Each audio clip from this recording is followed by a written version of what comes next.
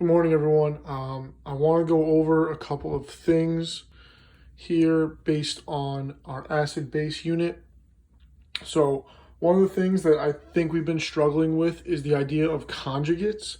So every time an acid, and we're talking about Bronsted-Lowry here, where we're either going to be as an acid being a proton donor or as a base being a proton acceptor. Anytime an acid is going to lose a proton. You can see here there's an H in the formula, and all acids are going to have an H somewhere. Okay, the conjugate base, if this is my acid, the conjugate base, is just going to be that, with one of those H's gone. So it's going to lose an H plus. It's going to get sent out. That H plus is going to get sent out. And now I'm going to end up with HSO4 minus. So that would be the conjugate base. So if I look at this in a reaction, and I can keep it really simple.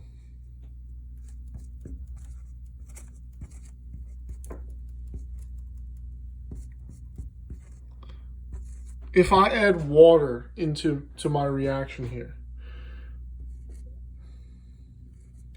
notice this is an equilibrium, so this can go both ways. This is the acid, right? H2SO4, that's sulfuric acid. It's going to lose one of these H's. Even though it could potentially lose both, we're just going to lose one for now. And where is it going to go? Well, water can act as an acid or a base depending upon the situation. So in this case, it's reacting with an acid. So an H plus is going to go to the water, which is going to make the water H3O plus. That's the hydronium ion. That's very common with acids. In fact, that's how Arrhenius was defining his acids. So Bronsted-Lowry acids and Arrhenius acids really are the same thing. All right, so if I take a step back here. Now, if this loses, if the H2SO4 loses that H plus, it's going to become the conjugate base from before.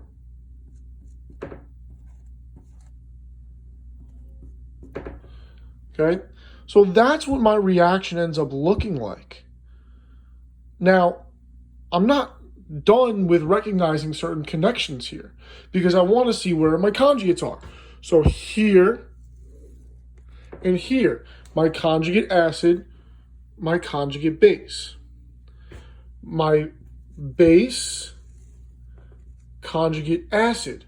Now, if I go backwards in this reaction, this acts as the acid, this acts as the base, and I can go back and form these again, which does happen somewhat in solution. Now, H2SO4 is a strong acid, so you're really not going to see that as much, but that could potentially happen. Now let's look at a situation, where water is acting as an acid. Last time we had it acting as a base. So if I have something like this,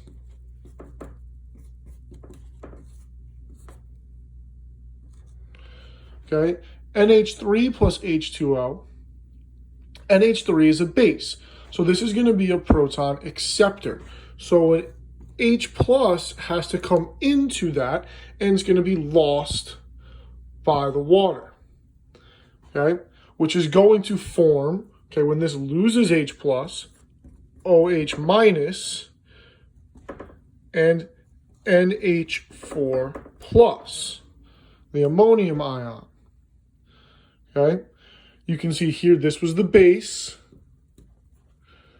I now have the conjugate acid.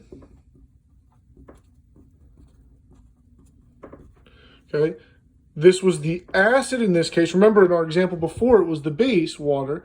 Now it's the acid, and this is going to be the conjugate base.